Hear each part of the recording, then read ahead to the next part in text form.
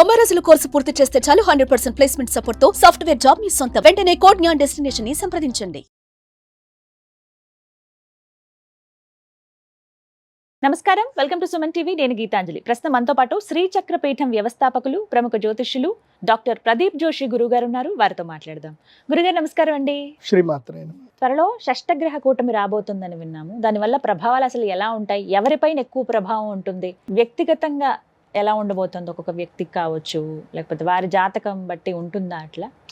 ఈ షష్టగ్రహ కూటమి మీన రాశిలో ఏర్పడబోతుంది. ఓ, సో మీన రాశి వారికి ఏలినాటి శని కూడా ఉంది. అవునండి. ఇప్పుడు ఈ ఏలినాటి శని ప్రభావం వల్ల మీన రాశి వారికి చాలా తీవ్రతరంగా ఉంటుంది. మీన రాశి వారికి, మేషరాశి వారికి, మేషం, ఈ రెండు రాశులకైతే తీవ్రతరమైన నష్టాలు ఉంటాయి. నేను మీన రాశి వారికి, మేషరాశి చెప్పేది ఏంటంటే, షష్టగ్రహ కూటమి రోజున, సూర్యగ్రహణం రోజున తప్పకుండా మీరు అరిష్ట నివారణ తంత్ర పరిహార పూజలు అయితే చేసుకోండి.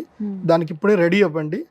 కాకపోతే ఈ 3 నెలల ముందే మీకు చెప్తున్నాను ఏంటంటే, మీకు మోసపోతారు. ఆన్లైన్ మోసాలు, సైబర్ మోసాలు కానివ్వండి, తర్వాత మీకు నమ్మక ద్రోహాలు విపరీతంగా జరుగుతాయి. అదేవిధంగా ఆస్తి నష్టము, ప్రాణ నష్టం జరిగే అవకాశం ఉంటుంది. చాలా జాగ్రత్తగా ఉండండి. ఈ 3 నెలలు ఎవ్వరు మిమ్మల్ని ఆశ పెట్టినా ఆశ పడకండి. ఈ 3 నెలలు ఆశ అనేది వదిలేసుకోండి. ఈ 3 నెలలు ఎవరేం చెప్పినా సరే బాగుంది బాగుంది చేద్దాం చూద్దాం అని చెప్పండి తప్ప దేనికి ముందుకెళ్ళకండి. ముఖ్యంగా కార్పొరేట్ వ్యాపారస్తులు, ఇప్పుడు ఏమీ లేనివాడి దగ్గర ఎవడేం తీసుకోడు, కానీ బాగా డబ్బులు ఉన్నటువంటి వ్యక్తులు. ఈ మధ్యనే నాకు ఒక సూపర్ మార్కెట్కి సంబంధించిన ఒక వ్యక్తి, నా క్లయింట్, ఆ వ్యక్తి వచ్చాడు. ఆ వ్యక్తి ఏడుస్తున్నాడు నా దగ్గర. జీవితకాలం సంపాదించిన డబ్బంతా కూడా ఒక్క రోజులో పోయింది. అయ్యో, ఎవడో వచ్చాడు, మీకు సెంట్రల్ గవర్నమెంట్ మీకు ఆ సీట్ ఇప్పిస్తా, ఈ సీట్ ఇప్పిస్తా అన్నాడు. తీసుకెళ్ళాడు, పెద్ద పెద్ద రాజకీయ నాయకులు అందరినీ కల్పించాడు, చేశాడు. మీకు ఖాయం, రాజ్యసభ ఖాయము, అది ఇది అని ఏదో చెప్పారు. డబ్బులు పంపించండి అని చెప్పారు. డబ్బులన్నీ పంపించేశారు. తర్వాత ఎవడు, అవునా వాడితో నువ్వు ఎందుకు వచ్చావు, అసలు నీకు రాజ్యసభ సభ్యత్వం మేము ఎందుకు అన్నాం, మేము ఓకే అని అన్నాం అంతే, అసలు మేము సీట్ ఇస్తాం నీకు ఎట్లా చెప్తాం రా, డబ్బులకు మేము ఎందుకు అమ్ముకుంటామని ఇప్పుడు అంటున్నారట వాళ్ళందరూ. వాడు కేసు పెట్టినా వాడు లేడు ఇక్కడ. వాడికి ఎందుకోసం అంటే వాడు కేసు పెట్టిన వీళ్ళన్నీ కూడా బ్లాక్ అమౌంట్ కదా, ఏడుస్తూ కూర్చున్నాడు. ఇప్పుడు జీవితకాలం సంపాదించిన డబ్బు మొత్తం పోయింది. దాదాపు 35 కోట్లు పోయాయి. ఇప్పుడు ఆయన బాగా చెప్పుకున్నాడు, కంప్లైంట్ చేయలేడు. కంప్లైంట్ ఎంతవరకు చేశాడు అంటే, ఆయనకి చట్ట ప్రకారంగా ఆయన ఇన్కమ్ ట్యాక్స్కి ఎంత చూపిస్తున్నాడో అంతవరకే కంప్లైంట్ చేసి. మీరు ఏం చెప్పారు వారికి? మంచి జరుగుతుందా ఏమన్నా? సరే, అవుట్ ఆఫ్ అది. కాకపోతే చెప్పేది ఏంటంటే, ఇట్లా జరుగుతాయి, మోసాలు బాగా జరుగుతున్నాయి ఈ మధ్యకాలంలో. ఏం లేదండి, ఇప్పుడు మీరున్నారు, మీరు ఒక గొప్ప స్థాయిలో ఉన్నారు, మీకు నేను పరిచయం, నేను ఎవరిని పరిచయం చేయించినా ఫోటో దిగండి అంటే మీరు దిగుతారు. ఈయన అంటే మంచిది నమస్తే, బాగున్నారు అంటే బాగున్నారు, మేడం సార్ పని అయిపోతుందా అని అంటే చేద్దాం, పని చేద్దాం, మీరేం కంగారు పడొద్దు, మీరు మాట్లాడండి అని అంటారు. అంతకుమించి నేను వేరే పని చెప్పుంటా, ఈయన ఏదో గుడి కడుతున్నాడండి, గుడికి మీరు కొంచెం డొనేషన్ ఇప్పియండి అని నేను అంటా. సో మీ వరకు మీరు గుడి ఆలోచనలోనే ఉంటాడు, వాడి వరకు వాడు సెంట్రల్ గవర్నమెంట్ సీట్ గురించి వాడు ఆలోచిస్తూ ఉంటాడు. వీడికి ఏమనుకుంటున్నాడో మీరేమనుకుంటున్నారో ఇద్దరికి తెలిసేది ఒక వ్యక్తికి, మోసం చేసే వ్యక్తికి. ఇదే జరుగుతుంది. సో చాలా జాగ్రత్తగా ఉండండి. ప్రజలందరికీ చెప్తున్నాను, మోసగాళ్ళు బాగా పెరిగిపోయారు సమాజంలో. మీన రాశి వాళ్ళకి నెత్తిమీద శని కూర్చుంటాడు ఇప్పుడు. సో అక్కడి నుంచి వాళ్ళకి స్టార్ట్ అవుతుంది అనమాట. నెత్తిమీద శని కూర్చుంటే ఇంకా ఆశ, దాహం ఉంటుంది. ఇంకా ఉన్న స్థాయి కన్నా ఎక్కువ స్థాయికి ఎదగాలని చెప్పి క్రైములు చేయడానికి కూడా వెనకాడరు. సో ఇలాంటి టైంలోనే మోసగాళ్ళు వచ్చేస్తారు. నమ్మితే కదా మోసం చేసేది, నమ్మిస్తారు. సో ఆశ ఉంటేనే మోసం, ఆశ ఉన్న దగ్గరనే నమ్మకద్రోహం జరుగుతుంది. మీకు ఆశ లేకపోతే మోసం అనేది ఉండదు. మీరు ఆశ అనేది వదిలేసుకోండి. మీన, మేష, మీకు మాత్రం తప్పకుండా సూర్యగ్రహణం రోజు ఎక్కడ ఉన్నా సరే అరిష్ట నివారణ తంత్రం చేసుకోండి. ఇంకోటి, ఎవరికైతే కనుక ఈ యొక్క గ్రహణ మొర్రి కానీ, గ్రహణంకి సంబంధించిన ఏమైనా ఇబ్బందులు ఏమైనా కలిగినా కానీ, గ్రహణ సమయంలో పరిహారాల వల్ల జీవితాలు బాగుపడతాయి. ఆల్రెడీ మనం చేసిన వాటి అందరికీ చాలామందికి మంచి జరిగింది. సో మార్చి 29వ తారీఖు శ్రీచక్ర పీఠంలో మేము షష్టగ్రహ కూటంలో యాగం అయితే చేస్తాము. ఇప్పటి నుంచి బుకింగ్ స్టార్ట్ అయ్యాయి. ఎందుకోసమంటే లాస్ట్ టైము అసలు నేను తట్టుకోలేకపోయినా, అంతమంది జనాలు వచ్చారు. నేను 120 మందికి క్లోజ్ చేసేసి ఆపేశాను, ఇంకా నా వల్ల కాదని చెప్పేశాను ఇంకా. సో ఇప్పుడు కూడా అంతే చెప్తున్నా, 100 మంది కన్నా ఎక్కువైతే అలో చేయను, 100 మందికి మాత్రమే సీట్ అవకాశం. అది ఎందుకోసం అంటే మీరు ఇది బాగా చూసుకోండి. నేను ఎప్పుడైతే కనుక మొన్న పంచగ్రహ కూటమి జరిగింది, పంచగ్రహ కూటమి అయిన తర్వాత నేను చెప్పాను చాలా భయంకరమైన గొడవలు అవుతాయి, చాలా సమస్యలు వస్తాయని చెప్పాను. ఇప్పుడు బంగ్లాదేశ్లో హిందువుల యొక్క ఊచకోత జరుగుతుంది. హిందువుల్ని చాలా నిర్దాక్షిణంగా చంపుతున్నారు, హిందువుల ఆస్తులు దోచుకుంటున్నారు, అసలు అక్కడ బిక్కుమంటుంటున్నారు. బంగ్లాదేశ్లో గవర్నమెంట్ పడిపోవడానికి గల కారణం ఏంటి? పాకిస్తాన్లో ఇంకా క్రైసిస్ పెరుగుతుంది, దానికి కారణం ఏంటి? మన చుట్టుపక్కల దేశాలని ఎవరు రెచ్చగొడుతున్నారు? సో రేపు భవిష్యత్తులో ఏం జరుగుతుందంటే ఈ 2-3 దేశాల వల్ల మన దేశానికి విపత్తులు రాబోతాయి. దీని అంతటికీ కూడా కారణం ఏంటంటే ప్రధానమైనటువంటి దేశం అమెరికా దేశం. సో ఈ అమెరికా చేసేటువంటి దీనికి భారతదేశం యొక్క నాయకులు ఏం చేస్తారు అంటే దానికి విరుగుడిగా భారతదేశం, చైనా ఒకటి బాగా గుర్తుపెట్టుకోండి. ఈ ప్రపంచంలో ఎక్కువ మంది జనాలు ఉన్నది ఎవరు అంటే భారతీయులు, చైనీయులు. ఈ 2 దేశ జనాభే మొత్తం ప్రపంచ జనాభాలో 80% ఉంది. మిగతా జనాభా అంతా 20%. ఈవెన్ అమెరికా కూడా తీసుకున్నా, అమెరికా హార్డ్లీ ఎంత 35 కోట్ల మంది. సో అమెరికా జస్ట్ 10%, మొత్తం వరల్డ్ వైడ్గా అమెరికా జనాభా 10 to 11% చేస్తుంది. సో ఇప్పుడు ఏం జరగబోతుంది అని అంటే భవిష్యత్తులో దీని తర్వాత మోదీ గవర్నమెంట్ కనుక సస్టైన్ అవ్వగలిగితే, ఈ ఎన్డీఏ గవర్నమెంట్ సస్టైన్ అవ్వగలిగితే, ఎందుకోసమంటే మనిషికి శత్రువు వల్ల దెబ్బ తాకినప్పుడు అప్పటిదాకా కానీ శత్రువు గురించి ఎక్కువ ఆలోచించు. ఇప్పుడు ఒక దెబ్బ తగిలింది, ఇంకోసారి తగలొద్దు అని చూస్తారు. సో నేను తగలబోయేది మొదలే చెప్తున్నా, ఎన్డీఏ గవర్నమెంట్కి ఇప్పుడే చెప్తున్నా నేను, మీరు కన్విన్స్ చేస్తే చేయండి. ఎన్డీఏ గవర్నమెంట్కి దెబ్బ తాకపోతుంది. ఎందుకోసమంటే మోదీ గారి యొక్క ప్లాన్ ఏంటిది అని అంటే భవిష్యత్తులో చైనా, రష్యా మరియు భారతదేశం. చైనా మనకి ఇప్పటిదాకా శత్రుదేశంగా మార్చబడింది, చైనా మనకి మిత్రదేశం అయిపోయింది అనుకోండి. 70% of financial economics, 70% of transactions అన్నీ కూడా చైనా భారతదేశం మధ్యలోనే ఉంటాయి. ఎందుకోసమంటే ప్రపంచవ్యాప్తంగా మ్యానుఫ్యాక్చరింగ్ యూనిట్స్ అని ఎక్కడ ఉన్నాయంటే చైనాలోనే ఉన్నాయి. కానీ ఆ అవకాశం ఉందా అండి మిత్రదేశం అయ్యే అవకాశం? అదే కదా, అదే మార్పు. షష్టగ్రహ కూటమి అంటే అది. షష్టగ్రహ కూటమి తర్వాత ఏం జరుగుతుంది అని అంటే యుఎస్ డాలర్ని బైకాట్ చేస్తారు. యుఎస్ డాలర్ని బైకాట్ చేయడం జరుగుతుంది. ఎందుకోసమంటే ఇప్పుడు వరల్డ్ వైడ్గా యుఎస్ డాలర్ యొక్క శాసనం జరుగుతుంది.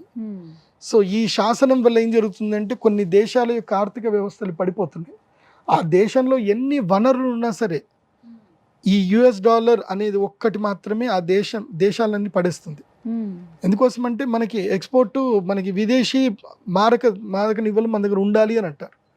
సో ఇప్పుడు ఏం జరుగుతుంది, భారతదేశం యొక్క రూపీ వాల్యూ పడిపోతుంది.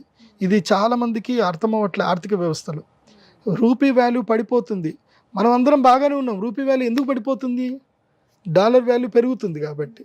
సో డాలర్ వాల్యూ పెరుగుతుంది అని అంటే వాళ్ళు పెంచడానికి వాళ్ళు ఏం చేస్తున్నారు అంటే ఈ దిక్కుమాల పనులని చేస్తారు వీళ్ళు. ప్రపంచవ్యాప్తంగా రాజకీయాలు నడిపించేది అమెరికా. సో దీనికి చెక్ పెట్టడానికి చైనా, రష్యా, భారతదేశం 3 కలుస్తాయి. కలిపి మొత్తం కూడా డాలర్ని మొత్తం ఇది చేసేసి వీళ్ళు ఒక ఇంటర్నల్ ట్రాన్సాక్షన్ చేయడానికి ఒక సరికొత్త ఆర్థిక వ్యవస్థ, సరికొత్త ఒక డాలరు, సరికొత్త ఒక రూపాయి అనేది బయటకు వస్తుంది ఇంకా. సో దీనివల్ల ఏం జరుగుతుందంటే టోటల్గా ప్రపంచ దేశాలన్నీ మొత్తం ఇదైపోతాయి. ఏ దేశాలు అయితే కనుక మనల్ని దోచుకొని, ఇప్పుడు బ్రిటన్ కానివ్వండి, తర్వాత వేరే జర్మన్ కానివ్వండి, లేదంటే యుఏఈ కానివ్వండి, అమెరికా కానివ్వండి, ఇవన్నీ కూడా డాలర్ బేస్ మీదనే వాళ్ళ యొక్క ఆర్థిక వ్యవస్థలు బలంగా ఉన్నాయి. వాళ్ళ దగ్గర ఏమీ లేవు, వనరులు లేవు.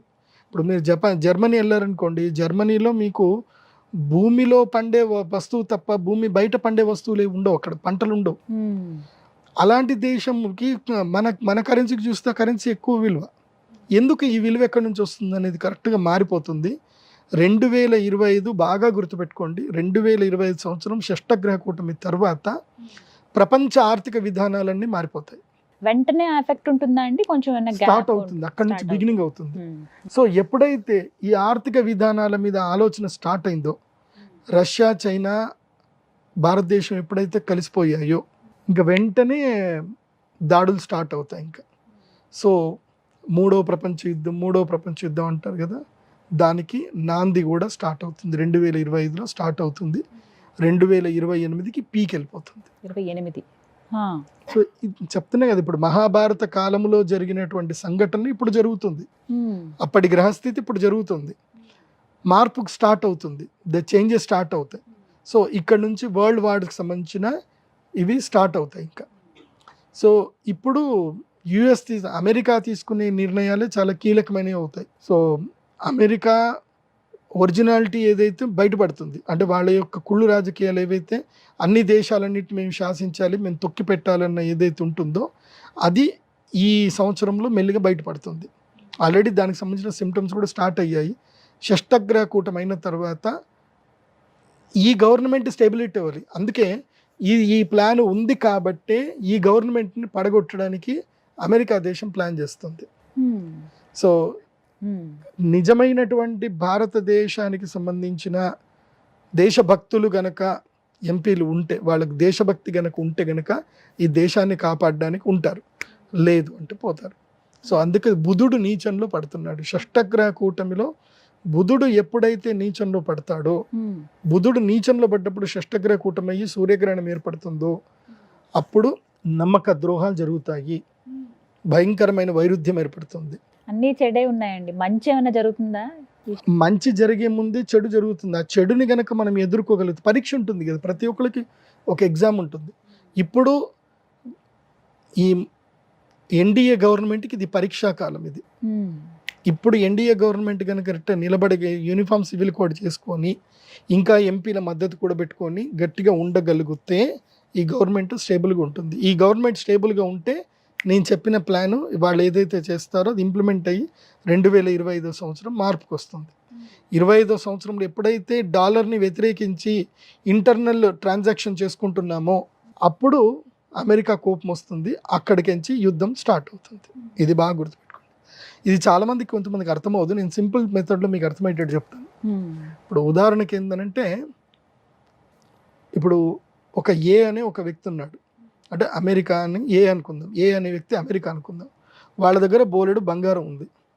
వాళ్ళ బంగారం ఉంది కాబట్టి వాళ్ళ కరెన్సీ రేట్ ఎక్కువ ఉంది. ఆయన ఏం చెప్తాడు అంటే, మీరందరూ కూడా నేను ఇచ్చేటువంటి రేట్ వాల్యూ తోటి మీరందరూ మీ వస్తువులు కొనుక్కోవాలి, అమ్ముకోవాలి. మీరందరూ నా డబ్బుతోటే కొనుక్కోవాలి, అమ్ముకోవాలి అంటున్నారు. వీళ్ళందరూ తెలియదు ఇప్పటిదాకా. అవును సరే మేము కొనుక్కుంటా ఉన్నారు. ఇప్పుడు నా దగ్గర నీళ్లు ఉన్నాయి, నా దగ్గర నీళ్లు నాకు ఫ్రీగా దొరుకుతాయి, నాకు నీళ్లు ఫ్రీగా దొరుకుతాయి. సో నేను నీకు అమ్ముతా, నాకు ఫ్రీగా దొరుకుతాయి కాబట్టి నేను నీకు అమ్ముతా. నా దగ్గర 10 రూపాయలకి నేను అమ్ముతా. కాకపోతే వాడేమంటాడు అంటే, నువ్వు ఇది నీ 10 రూపాయలకు అమ్ముకోకూడదు, నా యొక్క $10 నువ్వు అమ్మాలి అంటాడు. నువ్వు 10 రూపాయలకు అమ్ముకోవద్దు, $10 అమ్మాలి అని అంటాడు. పెత్తనం చేస్తున్నారు. సో యూఏఈలో నీళ్లు లేవు. ఇప్పుడు యూఏఈలో ఏది డీజిల్ ఉంది, వాళ్ళ దగ్గర ఆయిల్ ఉంది, మన దగ్గర నీళ్లు ఉన్నాయి. మనం వాళ్ళకి నీళ్లు ఇస్తున్నాం, వాళ్ళు మనకు ఆయిల్ ఇస్తున్నారు. ఇప్పుడు మన ఇద్దరి మధ్యనే ట్రాన్సాక్షన్ జరుగుతుంది. వాడి పెత్తనం ఎందుకు మరి? వాడేం నీళ్ళు ఇవ్వట్లే, వాడేం ఆయిల్ ఇవ్వట్లే. కానీ మన ఇద్దరి మధ్యన జరిగే ట్రాన్సాక్షన్ పెత్తనం మాత్రం కరెన్సీ వాల్యూ మాత్రం ఆయన పెట్టుకుంటున్నారు. ఇన్ని రోజులు అమెరికా ఇదే శాసనం చేసింది. ఈ శాసనం వల్ల మాత్రమే ఇప్పుడు అమెరికా గట్టిగా ఉంది. కానీ దాని యొక్క పతనం ప్రారంభమవుతుంది. అమెరికా పతనం ప్రారంభమవుతుంది 2025 నుంచి స్టార్ట్ అవుతుంది. సో ఇది వరల్డ్ వార్కి దారితీస్తుంది. ఎవరు పెద్దన్న పాత్ర పోషించే అవకాశం ఉంది తర్వాత ఫ్యూచర్లో ఒకవేళ అమెరికా పతనం కనుక ప్రారంభం అయితే? మన మోదీ గారే, నరేంద్ర మోదీ గారే వరల్డ్ విశ్వగురువు అవుతారు. ఇప్పుడు భారతదేశం విశ్వగురువు అవ్వడానికి ఆస్కారం ఉంది. ఒక్క పరీక్ష నెగ్గితే చాలు.